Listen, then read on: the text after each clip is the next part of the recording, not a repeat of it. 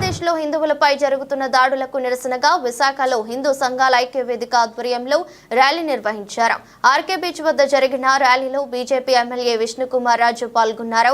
హైందవ జాతిపై అక్కసుతో అనేక మంది మష్కూరులు ఇష్టారాజ్యంగా హింసకు దిగుతున్నారని ఆరోపించారు. బంగ్లాదేశ్లో మానవ హక్కుల ఉల్లంఘన నిలిపివేయాలని, దేవాలయాలపై దాడులు, హిందువులపై మారణ హోమం ఆపాలని కోరుతున్నారు.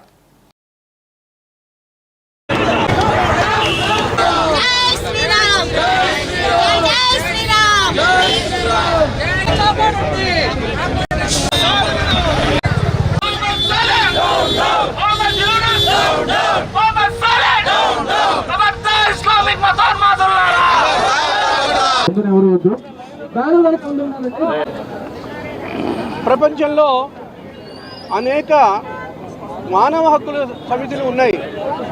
చీటికి మాటికి భారతదేశంలో జరిగినవి జరగనివి అనేక సంఘటనల మీద కథనాలు సృష్టించి భారతదేశాన్ని నీచంగా చిత్రీకరించేటటువంటి సంస్థలేవి ఈరోజు మైనారిటీ హిందువుల మీద జరుగుతున్నటువంటి అత్యాచారాల మీద నోరు మెదపడం లేదు.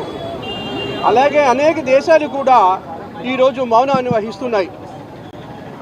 ఈరోజు ఆ బంగ్లాదేశ్ 1971 ఆ యుద్ధానికి ఒక చిహ్న, ఆ విజయానికి ఒక కేతనంగా మనం నిర్మించుకున్నటువంటి విక్టరీ టవర్ వరకు ఈ అమ్మవారి గుడి దగ్గర నుండి ర్యాలీ చేయడానికి ఐక్య హిందూ సంఘాలని నిర్ణయించుకున్నాయి. ఆ మేరకు ఈరోజు ర్యాలీ జరుగుతోంది.